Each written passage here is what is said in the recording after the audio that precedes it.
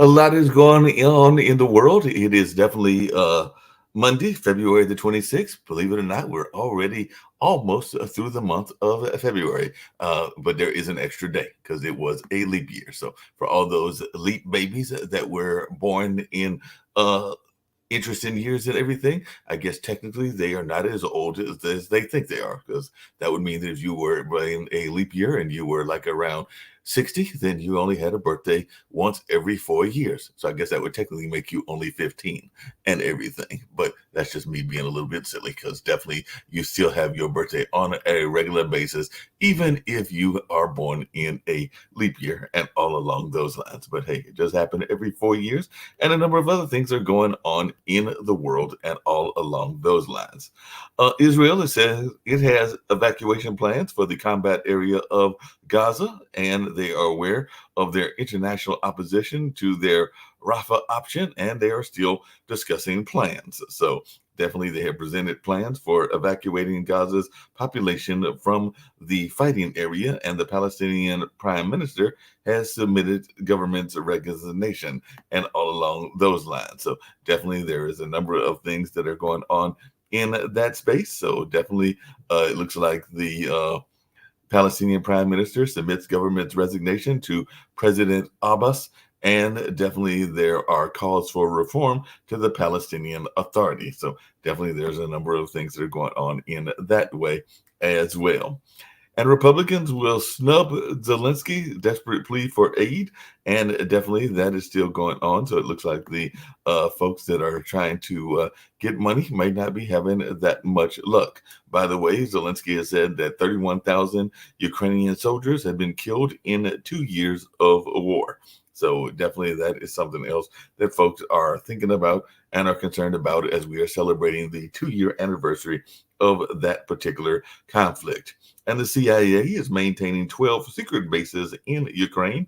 And apparently, the CIA head was in Kiev last week. So apparently, there is a CIA partnership that is helping Ukraine gather Russian intelligence. So who knew that? But apparently, the CIA is helping in that particular situation and all along those lines. And the farmers have surrounded the EU headquarters as agriculture ministers meet. So definitely those protests are continuing still in Europe. And apparently police were firing water cannons at burning tires and all along those lines. So definitely there is a lot of things that are going on in that space. And apparently there are some folks that are saying that Putin had Navalny killed to thwart a prisoner swap. At least that's what some of the allies are claiming, because Navalny was to be traded for Vadim Grasakov before his death. So it looks like there was some trade going on before that particular killing took place. And hunt begins for crew member relatives after a 120-year-old shipwreck mystery is solved. So the wreck of the SS Nemesis, discovered off the Wollongong coast 120 years after it's discovered. So definitely folks are looking at that, and maybe there'll be some answers that are multiple years in the making and all in that space. And South Korea gives protesting doctors end of February deadline to return to work. So definitely that is something that is going on as well. And Hungary is to ratify Sweden's NATO ascension, clearing the last hurdle. So that is something else that is going on as well. And Bolsonaro is denying a coup plot as thousands rally in support of a former Brazilian leader, and all in that space. But in a rebuttal of Lula, Brazil's ex-leader Bolsonaro waves Israeli flag at a mass rally. So definitely it looks like maybe he's trying to gather some support in that part of the world as well. And the Houthis are still in the news as the U.S. says Yemen's Houthis ballistic missile misses U.S. tanker Torm Thor. So that is something that was going on as U.S. and British strike targets more than a dozen Houthi sites, and Houthis nearly strike that oil tanker in the Gulf of Aden. So definitely that part of the conflict is going on in the Middle East as well.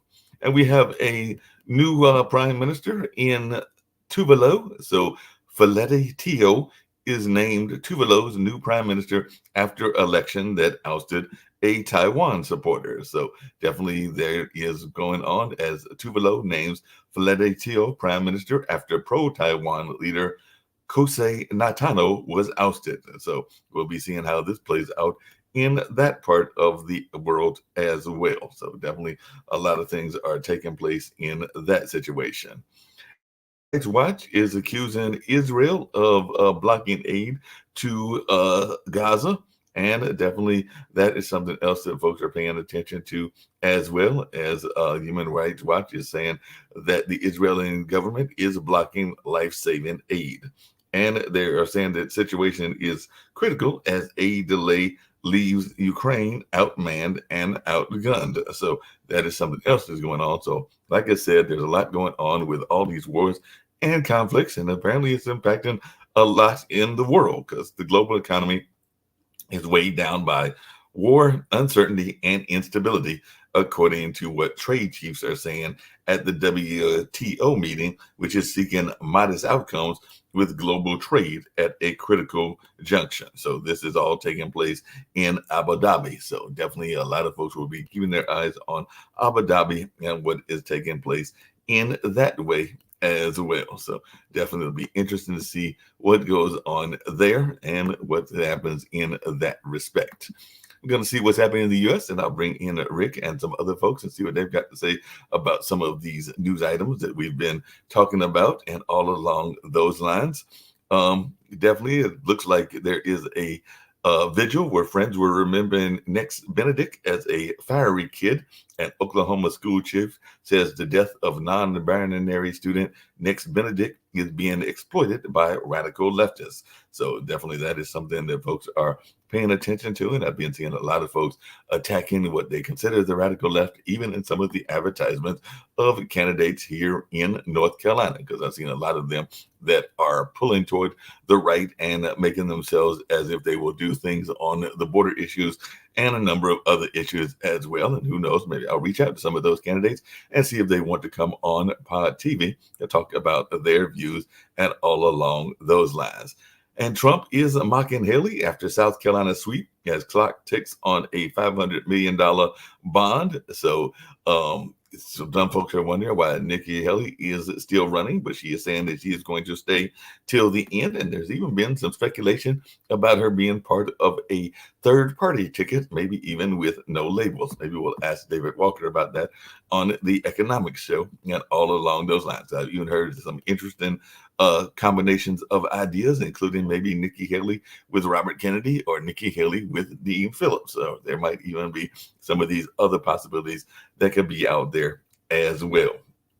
And there is a vigil to be held for an Augusta student that was killed while jogging on the University of Georgia campus, I should say, on the University of Georgia campus, as the suspect remains in custody. So definitely that is something that is going on. And the AP report on Lake and Riley murder omits suspects' immigration statuses and all in that space. So definitely immigration is even playing a part in that way as well. And definitely folks are still paying attention to what's going on in Alabama with their recent ruling as well. And definitely, as I was telling Nick, it looks like Ronna McDaniels has stepped down, made some pressure from the Trump camp and all along those lines, but she has definitely stepped down as the head of the RNC and all in that way. So definitely now Michigan Secretary of State Jocelyn Benson is preparing for the elections over there, and then there'll be Super Tuesdays as well. And definitely Nikki Haley has said that she's going to stay in the race all the way through and all in that kind of way. So like I said, I'm going to bring in some of my fellow panelists and see what they've got about a number of these things. And like I said, I've got Rick Rosner with me, and I've also got one of the co-founders of the network, Nick Palveda, here as well. So what is our thoughts? It looks like Nikki doesn't want to leave. She got trounced again, and it looks like she says that she's going to stay in the race and all along those lines. Is there a pathway to victory, or is she angling for a job with no label? So what's going on here, and what is our thoughts about Nikki Haley staying in the race? There's a pathway to victory if Trump is legally enjoined from being on the ballot, or if Trump has some kind of physical disability pop up in the next 8 months. Short of that, no. But she didn't get trounced as much as the polls said. The aggregate of all the polls said she'd lose by 28%. She lost by a little over 20%. And that's out of the three caucuses and primaries held so far, Trump has underperformed the polls in each by a few percent. And the reason that's important, I think, is because it shows that maybe his numbers against Biden are also a few percent, overrate his chances. I think the polls are contaminated with lunatics and also with like GOP pollsters who tend to push the results in a direction. So I think there's a few percentage points that Trump is not getting when people actually go to the polls. And we'll find out tomorrow again when voters go in Michigan. Yeah. What's your take on that, Nick? Because you said I think there's several two times that you issues think that that really they don't discuss and on the news. And here's one of them. Argentina finally has a budget surplus. They actually balanced their budget. They've been running in the red for so long. According to the news, they have now a budget surplus. But this is the most important one, the shocking one that the news is not bringing up. None of the politicians are bringing up. Nobody's bringing up, but it affects everybody more than Trump and Haley, more than Joe Biden. You'll love this one. Interest on our national debt now exceeds our entire defense budget. That is a big one because people don't realize that between the Biden and the Trump administrations, they're responsible for huge amounts of debt. Trump had 25% of all national debt. He is not the solution. Biden spends like a drunken sailor. He's not a solution.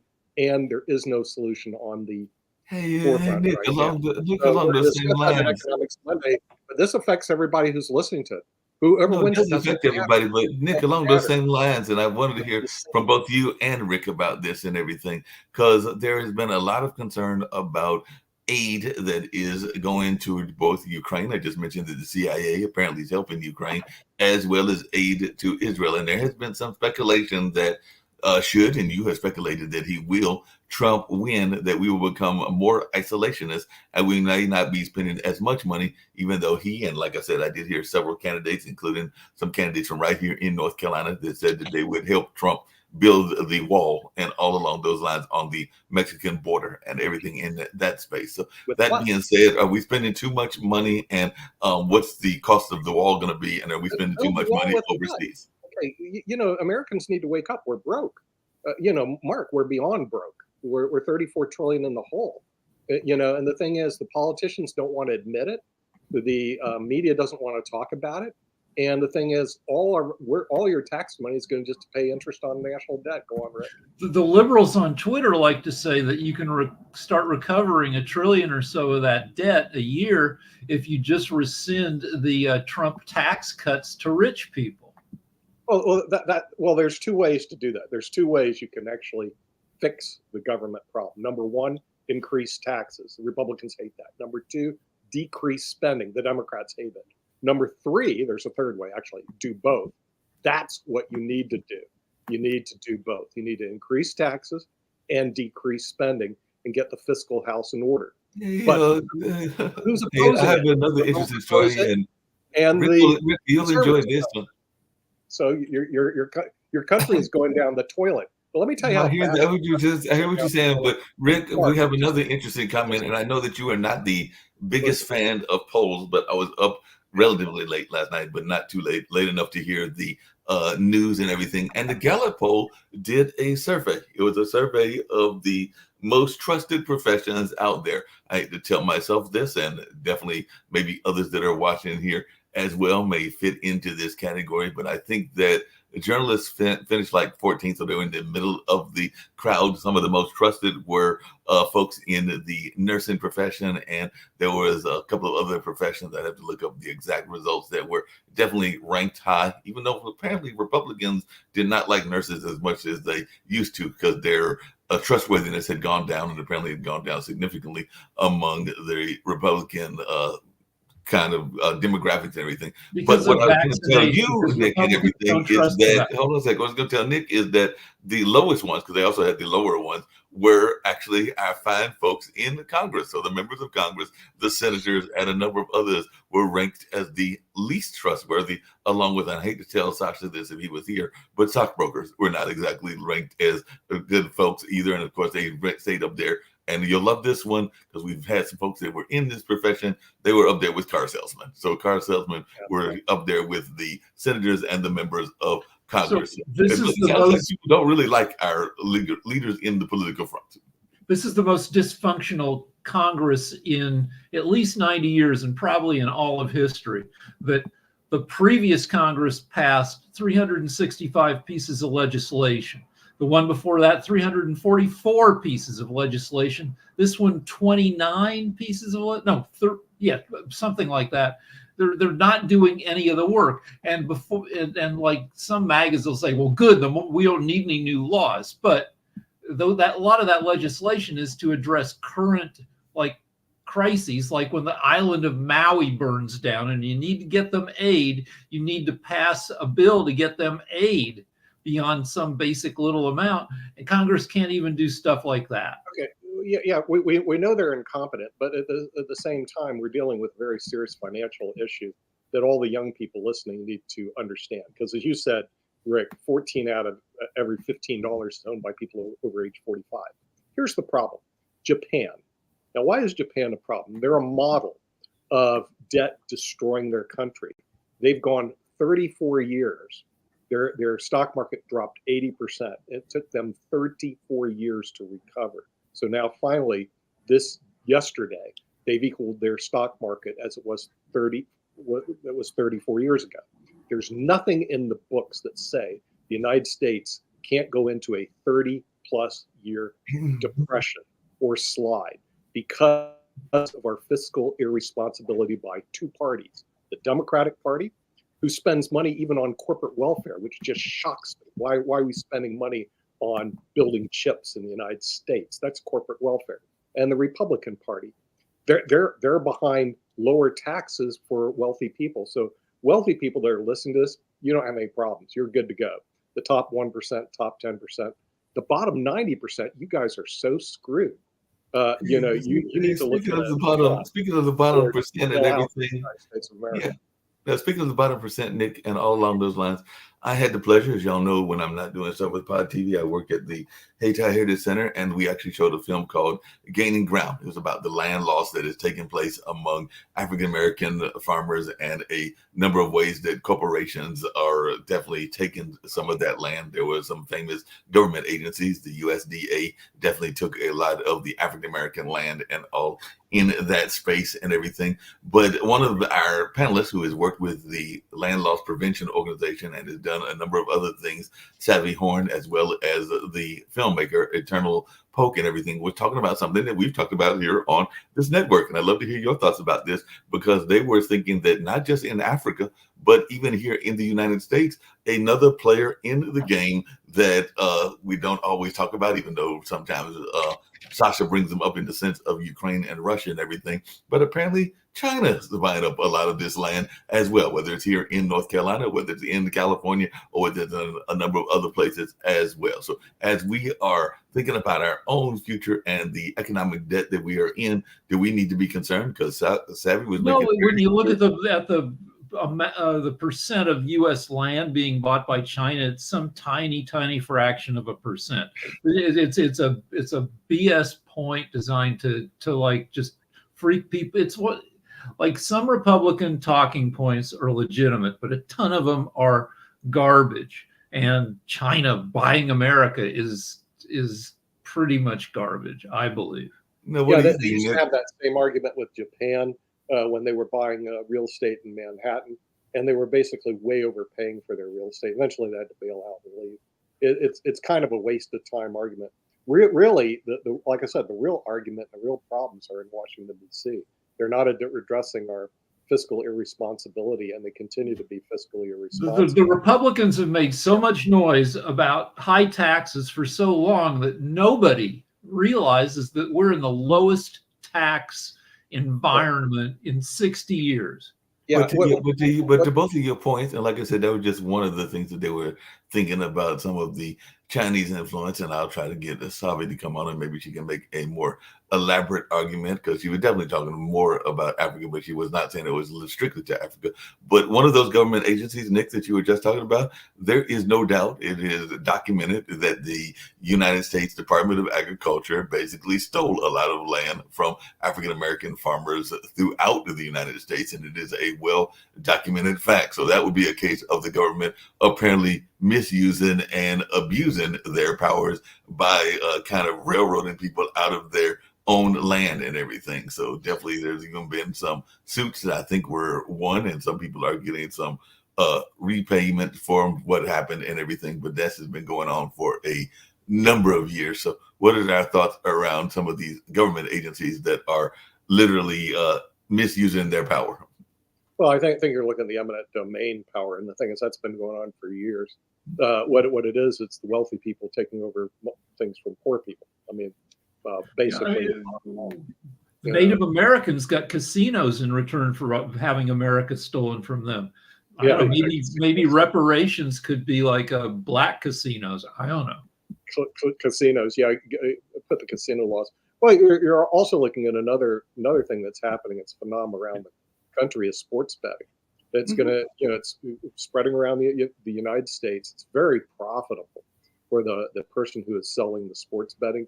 Very unprofitable for the bettors. Eventually, they're losers. It's a negative equity bet. You lose all the time. So, Nick, I assume that you're not a big fan of FanDuel, because if you turn on your TV, you will see that they are going to be here on the 11th. So I think that is not this week, but next week. I've never ever bought a lottery ticket, and probably never will. And FanDuel is not a lottery ticket, as Nick can explain it. FanDuel is more like it's more like betting. And sometimes, if I understand it, correct me if I'm wrong, Rick, but I think that you can literally bet on the games, but you can also bet on aspects of the game. Like you can bet on you can bet on all sorts of nonsense. I won a lot of money. I won like $50 a few months ago on betting on how much Trump weighed. Yeah, if you go to the betting sites, But if you want to gamble, get a few friends together and play poker. That way, everybody ends, the total amount of money stays the same. Somebody ends up with more of it, but you're not giving any of it to a casino. To the house. You're right. You're right. If you want to do poker, you should just do it with your friends, because the thing is, you're not losing to the house. The minute you go into Vegas, the house takes a cut. Then you divide the winnings. It's ridiculous. So the people who do that is just plain stupid. But at the same time, like I said, the reason I keep harping on the American economy going down the toilet is I think people in the United States, and they already are, some of the middle class is making exit strategies already outside of the United States because the fiscal responsibility of the United States of America, which there's nothing that says we don't go into a Japan-style economy or an Argentina or Venezuela the way our fiscal government is being run today. The last president to turn it around on the deficit and debt was Clinton. Bill Clinton, yes. Bill Clinton back in 1993 actually balanced the budget. Before that, it was actually Richard Nixon.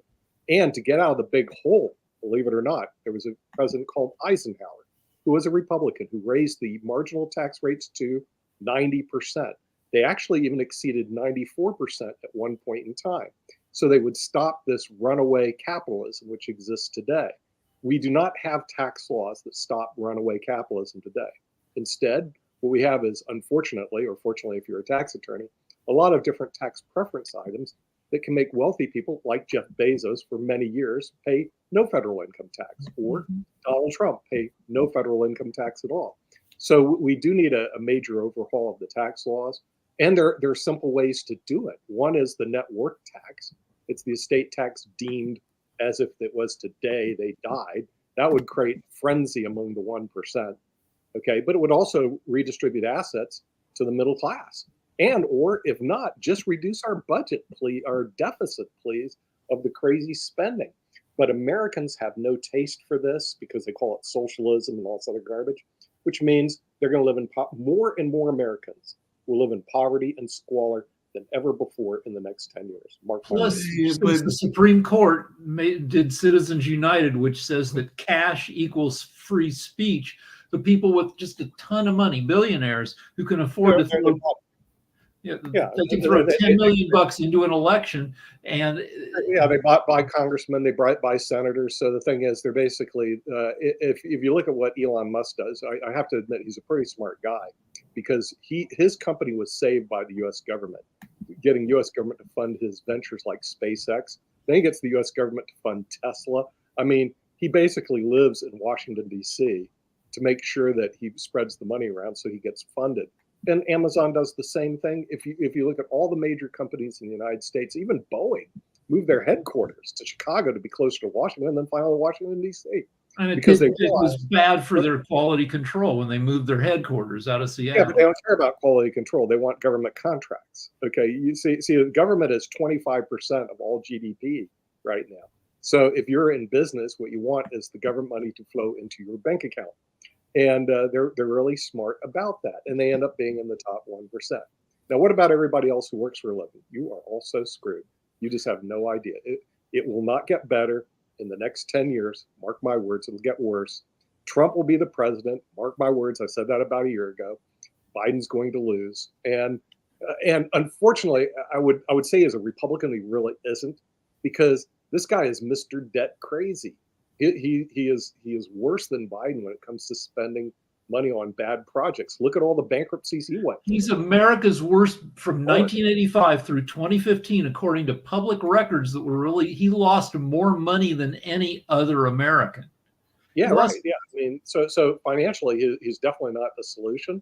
But Americans are going to get what they deserve, which isn't going to be good for them. They just don't know it. Nick and Rick, you didn't hear the question I asked earlier, because some people, and I hear you saying this, I know some people that literally are saying that that's the case, that they will depart the country and everything along those lines. Now, whether that's just talk or not, only time will tell. But should he win, and I'm not wishing that on us and everything, but should he win, there has been a lot of speculation that we will then go back into an isolationist policy, and the only thing that we might not be isolationist on. If he wins, then it probably means that Republicans will win the House and the Senate, and they won't fund Ukraine, and that will, I don't know, it might force Ukraine to negotiate some kind of settlement that'll cost them 15 to 20% of their country.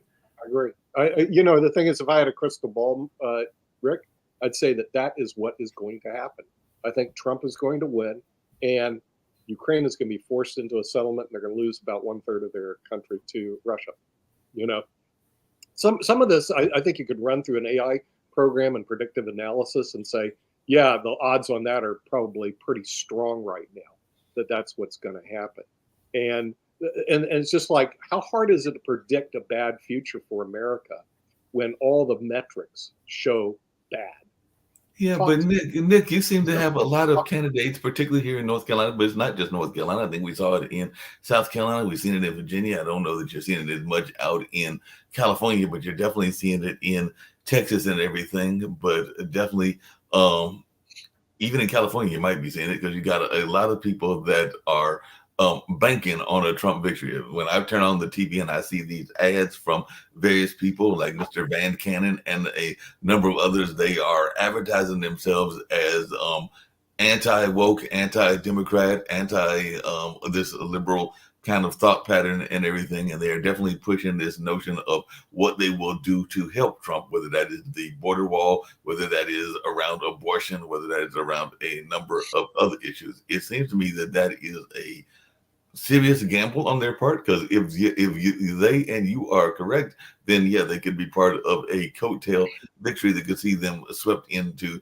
victory. But if some of their comments, including some of the comments that Mark Robinson has made around trans and LGBTQIA community and everything, if that should happen and they not win, they could be heading for a colossal defeat as well. So it seems like a very heavy gamble not to go for the middle, because they're not going for the middle at all. These commercials are very much to the right. So we're everybody's betting on whether Americans get disgusted with GOP lunacy. If people people like Trump because he just says whatever, and they root for him to be Trumpy, but that's 40% of the population. You got to get the other 55, 60% of people turn out the way they did in 2020. Nick is predicting a bad future for America. I'm predicting a weird future for America, because under Clinton, like there wasn't just him cleaning up zeroing out the budget. Was we were all got in his second term, everybody got super excited about the internet changing the world. Right. And that went and the economy was chugging along until the internet crash of the year 2000. Right. And if AI, according to some stuff I read, has the potential to eventually double the world's GDP. But along those same lines, and speaking of lunacy, even Nikki Haley has come out against what a line between how AI is going to double the GDP. Well, if AI can make everything more efficient, like just the example I always think of is we're bad at catching people who shoot up a shopping mall. Somebody kills 10 people with their rifle in a mall, and then you hear all these stories about this agency knew they were crazy. All these people knew that was going to happen with this person. The agencies hadn't coordinated with each other. But if you had AI like that was not even smart AI, just AI that said, hey, local police department, this guy's been red flagged. You should do a welfare check on this guy to see if he's got an arsenal at his house. Like if AI can make things more efficient, then if like medicine costs a ton, if AI can get into medicine and make it so, you can meet with some kind of AI diagnostician, and instead of like that $1,200 appointment with a doctor, you meet with the AI first, which you kind of already halfway do. Before you go to the doctor now, you have to fill out a ton of forms, answer a zillion questions. Yep. Anyway, if you can make medicine cheaper, if AI can make everything cheaper, that's one way to, help the economy. But along those same lines, I think that would be very important, because our GDP, we spend like 20% of our GDP on health related. Our costs are double or triple any first world country when it comes to and our medical costs are basically out of control. So that's something that definitely needs to be done. And from what I understand, even radiologists, the AI is better at detecting cancer than radiologists are today. So they're right. A well-trained AI can look at a bunch of like mammogram X-rays and be more accurate about what's going on. Right. And the thing is, when it comes to the election, I'll go to what Mark is saying, that immigration apparently is showing up to be one of the biggest hot points. Like people, they honestly believe people are going to flood through the borders, and they're bringing drugs and crime and all sort of garbage. And so the immigration is what is the Republicans are pushing pretty heavily, and I think the Democrats will push it too.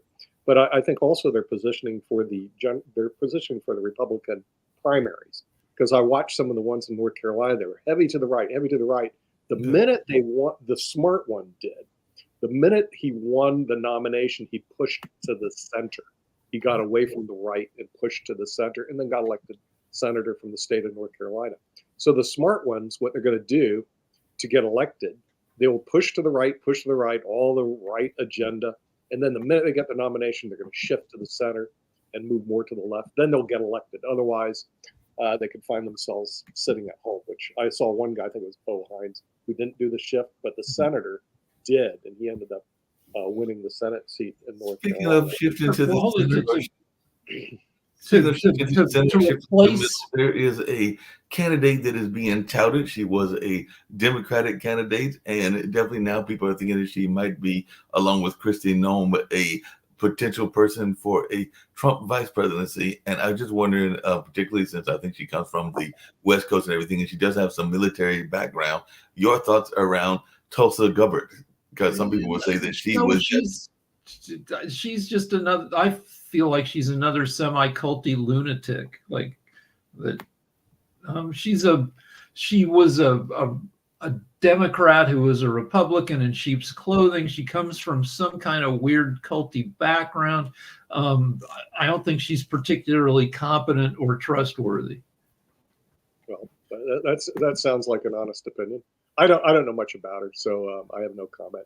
But she's pretty, which is it's always helpful. Well, that's what Trump goes for. So if she's an attractive lady, then so is Kristi Noem. Kristi Noem, super pretty, not super competent. I want to go back to the Donald doesn't need competence. We got Jacoby here with us and everything. So, Jacoby, what's your thoughts around Tulsi Gabbard, or Gabbard, however her name is pronounced, being the vice president? She's being tossed out, and she was a former Democrat. And I was just wondering your thoughts, because some people would say that she was relatively liberal when she was trying to run and as a Democrat, but now she's definitely gone more. Well, then she became a Fox News correspondent. So what's your thoughts around her as a potential VP? We're also hearing Tim Scott being tossed out as a VP for Trump as well. So apparently he's vetting some VP potentials. Your mic's not on. Mike muted. You're muted. Yeah, he's muted. He's got to get his mic adjusted. He's going to adjust and figure out what's going on. Right. Well, Jacoby's doing that. I want to go back to Americans are only to have enough births to replenish the population. The average woman has to have 2 babies, otherwise your population drops. And the U.S. right now, the average woman has 1.5 babies. And so without immigration, our population would be dropping. And 25% of the countries in the world, women are not averaging 2 babies apiece. So yeah, and that's also puts a big strain on the Social Security system, because the thing is, it was basically based on younger people working to support the older people, and now that's not happening. And the immigration policy that we have should be more inclusive rather than exclusive. And that's another thing that killed Japan, is not having enough. Yeah, you're right. It killed Japan. Like I said, my metrics show that we're entering into a Japan-style economy, which means 30 years of basically no financial movement. People's lives are going to get worse, not better. And if AI pulls it out, more power to us if we have something. But the way I see it, usually when there's improvements like AI, it'll be very, very beneficial for the 1% or the top 10%. The 90% are so screwed in the United States that you should look for another country to live in that is actually moving on a more positive basis than the U.S. And I'm not sure what country that would be. Maybe Germany? I don't know, But you're going to have to look at a place. Maybe it's Singapore. I think Jacoby's back now and everything. So, Jacoby, can you speak on any thoughts on? So he's stuck here in Durham, so he's not going. I'll advocate for Jacoby to move to Singapore, but he's stuck in Durham. So yeah. I'm stuck here. Can't move. Can't move. I'm stuck in my seat. Exactly. So what do you want to know, Mark? The Tulsi Gabbard thing? Tulsi is just an opportunistic politician. That's all she is.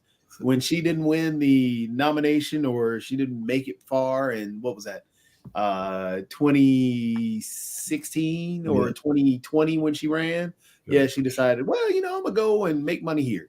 And that's what she did. And so, yeah, she's just an opportunistic politician. Tim Scott, same thing. Tim Scott's an embarrassment.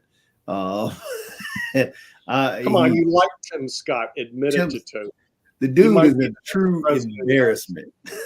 Speaking of embarrassment, and I was going to get to this comment because I mentioned last week the whole sneaker comment, but apparently, we talk about the things when Biden misspeaks and everything, but apparently Trump has said that African Americans, or as his words, Black people really admire him because they see his mugshot. So he is saying a lot of things about how the African American population is big supporters of his because they can relate to what he is going through, because they too have been persecuted, and therefore he is an advocate for the African American community, and they see the parallel between him and them. And even Nikki Haley has gone against and thought that was the most atrocious statement that she had ever heard. But I was just wondering your take on that, Jacoby, because I was sitting there going, like, I can't believe you said that, but he did say it. Yeah. Hey, you Black people who are crooks, y'all know what? I've been persecuted wrongly too, but I'm just like you. I'm a crook. Yeah, all right. Thanks, Trump. Thanks for calling all black people crooks. In 2016, Trump got 9% of the black vote. In 2020, he got 8% of the black vote. I don't think he's, he lies and says that he gets 20%, but no. Yeah, he does the math a little different than you do, Rick. Okay. You notice on the valuations of his properties, but realize he's not there to give a low valuation. He gives a high valuation, but not a high valuation, inflated valuation, not just an inflated valuation, a fantasy valuation, and then says, hey, you can do your own, but that's what I think it's worth. There's a clip of Trump used to go on Howard Stern all the time, and Howard Stern one time says, you're smart, you're a business genius. So what's 17 times 6? And Trump does the math, comes up with the wrong number, and so does his kid, so does Ivanka. They're all on Howard Stern's show, and so does, I think, Don or Eric. Nobody gets the right number, and then Trump argues that his result is correct. Yeah, oh, really? He always argues being that crazy.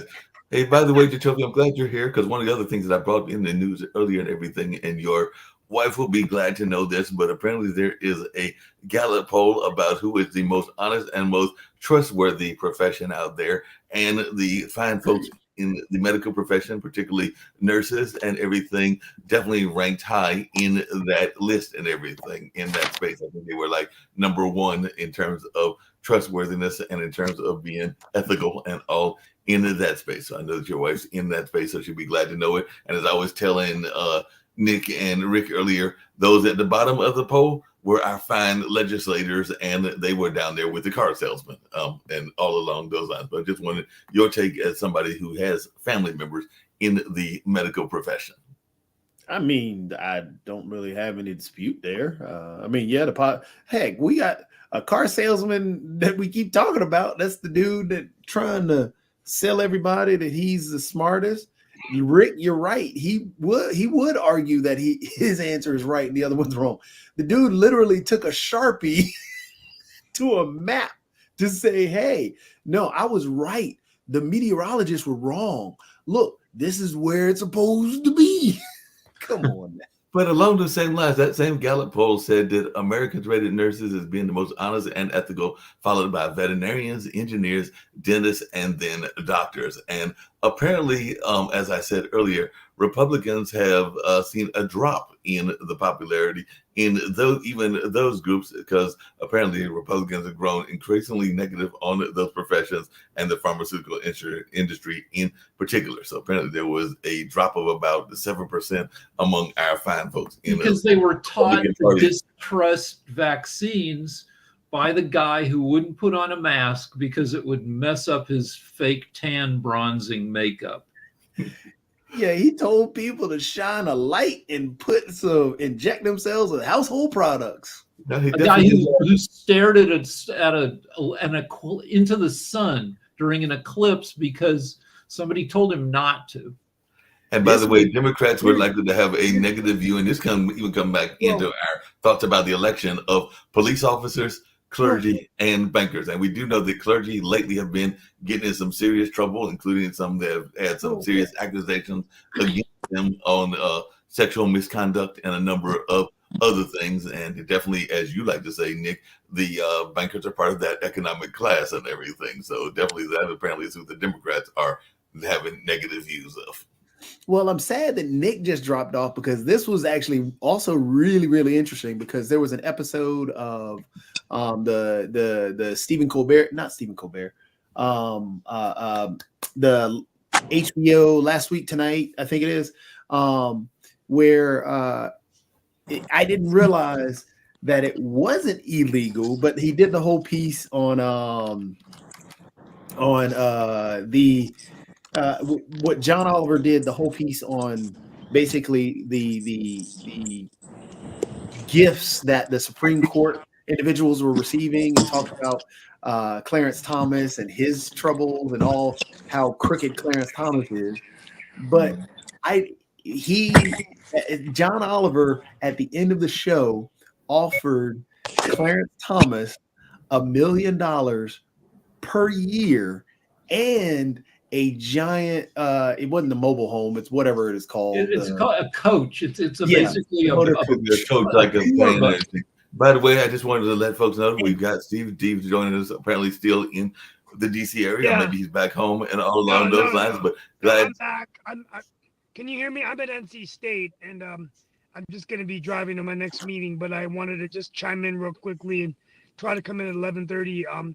But real quickly for the world with David, what's it called? Economics Monday. Economics Monday. But real quickly, the big news is the Palestinian Prime Minister stepping down, Right. which is interesting. Netanyahu continuing to continue to fight on. We're seeing this war escalate. Of course, Nikki Haley losing the South Carolina primary. Most calls for her to jump out. Believe it or not, I did meet Governor Newsom. I did attend the Democratic Governors Association meeting with Governor Cooper and others in Washington, and all the Democratic governors are there. Newsom working the crowd hard. Rumors are that he may make a play for president if Biden doesn't do well. He's denying that. He was on. He's with Kristen Welker on Meet the Press, and she was hitting him with that, and he says no, that Biden's been an excellent president. Yeah, we'll see, but anyway, at least for 4 years from now, and then of course Hey, Steve, just really quickly, while you're saying that and everything, one of the things that I brought up earlier, and I'd love to hear your thoughts about it, there are some folks that are saying that Nikki Haley is staying because she, along with Dean Phillips, who is a Democrat, and a number of others, may be being recruited, and I have not heard anybody deny it, to be on a ticket with no label. So she may be trying to be a third-party candidate, and maybe that's why she's staying in the race. But I just wanted your take on that, and if you were hearing similar kind of rumblings there in D.C. What I'm hearing in DC, and guys, I'm driving, so you can still hear me, but I'm not going to be looking at my phone, obviously. What I'm hearing, can you all hear me? Yes. Yes. What I'm hearing, and I apologize to the audience, it's just I've got to get to my next event.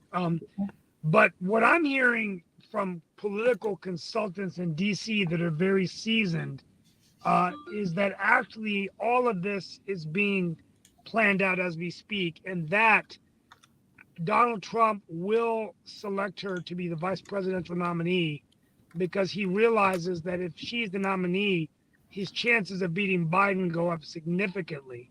Now, I think at the end of the day, I could see that happening. I don't see her doing a no labels. No labels. You can't win as a third party candidate. You're just going to be a spoiler. But anyway, we'll see. But I think Nikki Haley is going to be on the ticket. I really do. I know a lot of people disagree. I was with a very seasoned operative in Washington, and he said the deal's already being made. The only way they can win is with Nikki Haley. And you know how these things are. They'll end up saying, I got to do what's best for the country. Boom, boom, boom. And remember when Joe Biden and Kamala were fighting, and the next thing Kamala's the vice president. I think you're going to see the same thing. I think that's the ticket, Trump Haley. I don't see Trump Haley. Yeah. Why don't you see Trump Haley, Jacoby? So, I mean, it makes the most sense that he would go with Haley, but you can't underestimate Trump's ability to make the wrong decision. Yeah, but it's all about winning the White House, right? I mean, think about it. If she's up by 12 points against Biden in the head-to-head, and he picks her, he's picking someone that's 30 years younger than him, right? So in the event of any kind of a health emergency, she's effective to take over. You've got, in essence, a stronger experience on the international front. If something were to happen to the president compared to Kamala Harris, I think she's got much more international experience.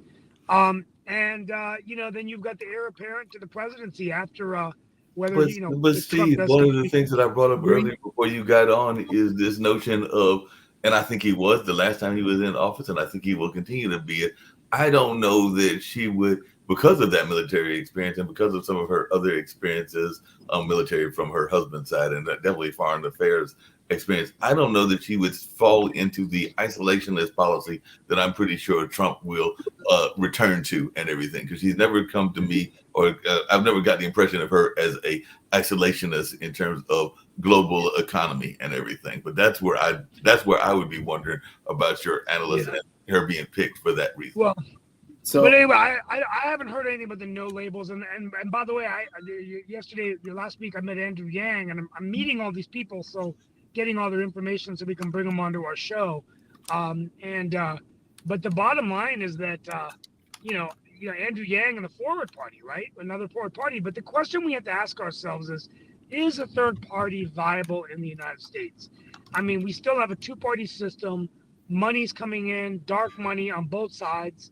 And, the reality is that living in heaven, it'd be nice to have an alternative. But So the it's hard to even problem- get on the ballot these states. the problem is, Steve, is the fact that the third party, or the ones that want to create this third party, always believe that they have to start at the presidency. That is wrong. If you're going to start a third party, the Green Party had the idea you start with the grassroots and you go local level. But the problem is the Green Party, again, got greedy and wanted to jump to that federal level. And you lose out. If you do not have a base and you do not create a base, you cannot have a third party. So I think we are able to have a third party. But if we keep going about it to where, hey, we're going to jump into the presidential election and we're going to be a third party, you're not a party. You're not actually doing anything. You're just being a spoiler. Yeah, and that's a good point, Jacoby, because I'll tell you this, the Forward Party is focusing a lot on the local races in North Carolina, right? So they're doing exactly what Jacoby said, and that's a really good point. They're saying, look, the best way we can bring in governing from the center is to run candidates on the issues, and they're focusing on city council races. So they've got a veteran named James Bledsoe who's running for the city council. They've got other individuals running, and the state legislature maybe. That's the only way that you're going to make it. But even in North Carolina, it's hard to get on the ballot as an independent. Now, it could be done, but today you have to require a certain amount of signatures. But if you can break through one in the local legislature, now Andrew Yang brought up a good point. He said, think about it. If you ended up creating in North Carolina, eventually the U.S. Senate, but let's say you created 2 or 3 legislators that were forward party candidates that would actually be representing doing what's best for the people, you actually would get out of the stalemate we're in, right? Where, you're actually going to actually have good legislation and good policy because of, what they want to do. So anyway, this food for thought. I mean, I think this is interesting to see, what would happen. But good point, Jacoby. I mean, well taken. Point well The taken. best a third party candidate has done in a century was in 1992 when Ross Perot got 19% of the vote, and Clinton, running against George Bush Sr., won the presidency with just 42% of the vote because Perot pulled all these votes from Bush. Now, I mean, Yeah, there's only no, been under two that- that I think that have done strong. To your point, Rick, I think, like you said, Ross Perot had 19%, and if I remember correctly, And correct Ross me if I'm Perot wrong, was a in nut. the- Ross Perot, I mean, he, people liked him, but he got into the race, then he got out of the race, then he got back into the race. If he'd done a better job of being consistent, he probably. But Rick, how many people did Anderson have? Because I think Anderson might have had 15, because that was the only other one that I know that was relatively successful. I don't know, but not as much as Perot. No, But the deal is, if I think he had it for like 15. What happens is you don't get a third party, when there have been shifts, and we haven't had a shift between the two parties in 150 years, but before, like, what happens is one party just falls apart entirely, which the Republicans are in danger of doing, but probably won't because, they've got fanatical support. But then a party disintegrates and a new party comes in, and you're back to two parties. They're just different parties. Right. Definitely, that would be the case Yeah, and everything. I'm losing you guys a little bit. I'm in a bad Wi-Fi spot. But I think the other thing, real quickly before I leave, is that my partner at my firm mentioned this the other day, and I found it to be interesting. Is he said, well, let's say there is a viable third party, like whether it's a no label or whatever, and they get 19% in a 3-way race.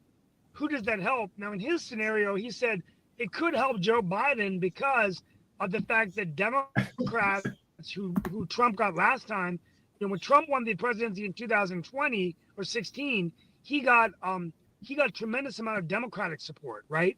These Reagan Democrats, they call them. Well, what if they end up they're not going to vote for Trump?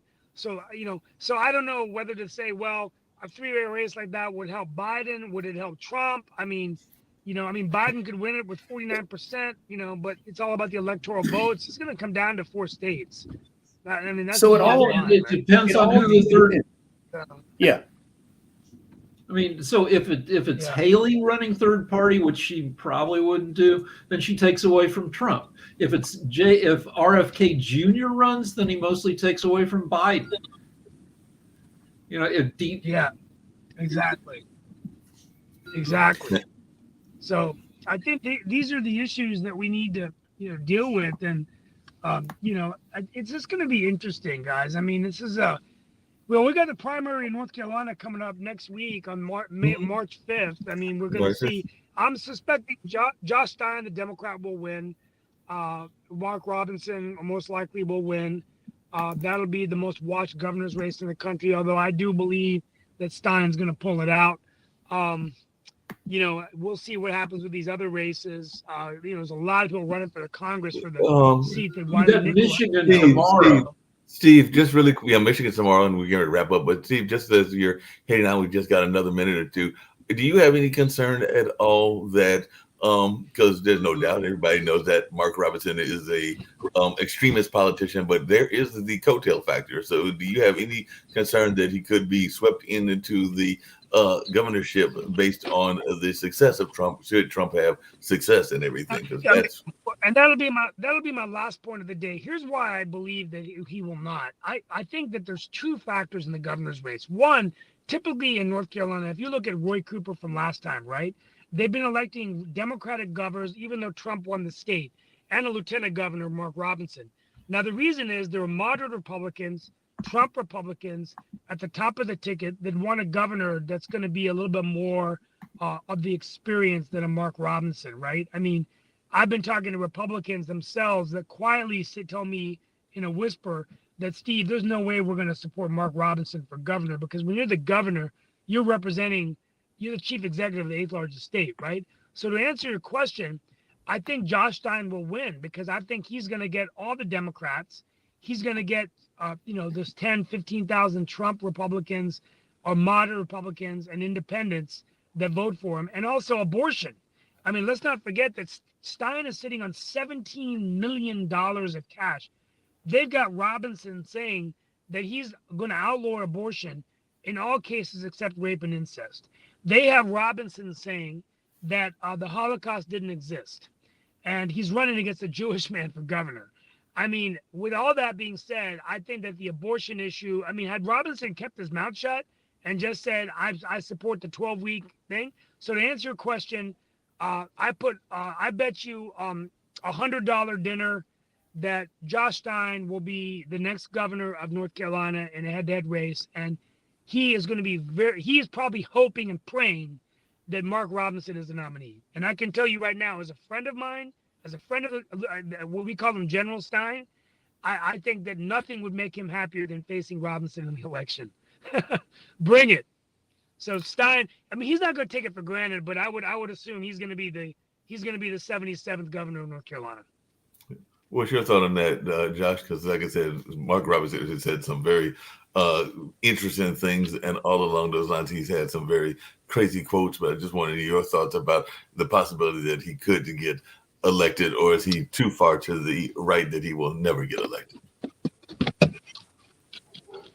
Toby? Oh, I was like, Josh? Who's Josh? Oh, sorry. No, Hey guys, I gotta run, but I gotta run, but I'll be back in a few minutes on the other show. All right, if I sounds can get good. the link on my Yeah. phone. Thank you guys. I'll be back probably tomorrow, Wednesday. All right, sounds Be good. safe. World Politics is tomorrow. We're hopefully having a special guest from Ukraine, who talk about the Ukraine war. Okay. Okay. Really quickly to Toby, and sorry for the verbal slip, but any thoughts around that, what I said of him winning, and then we'll get out of here after your answer. Oh, right now everybody has has a chance. Robinson has a chance just because he has the way the party split is, and people are going to push him hard. The GOP is going to drop a ton of money in here to get him on to be the actual governor. I don't think he'll win because I think he's going to push a lot of people away, depending on if Stein can run a bunch of good ads, because a lot of people really aren't engaged yet. And once the ads hit in a couple of months. So I hope Stein wins. I'm not going to say that he's guaranteed to win because, Trump was president. Yeah. On that note, as we head out the door, like I was telling Rick and Nick earlier, I was very surprised and have been very surprised by the right-leaning commercials that are coming from the Republican Party here in our state of North Carolina. Because every time I turn around, they are pushing the fact of what they're going to do with the wall, what they're going to do on abortion. So they are very right-leaning, whether it is primaries, a number of these women that are running, or a number of folks, but they need to be very right-leaning, and it shocks me every time one of those commercials comes on. In primaries, you appeal to the extreme members of your party because they're the ones who show up to vote in primaries, and then you try to sound less crazy, more reasonable for the general election. Yep, that makes sense and everything. But right now we got to get ready to get on out of here, and we'll be back on tomorrow with more conversations about a number of these issues. And of course, we got Economic Monday going on right now. We've also got Media Monday coming on at 12 o'clock. So I'll catch y'all at that time and at those places. We'll also be back with World Edition on tomorrow.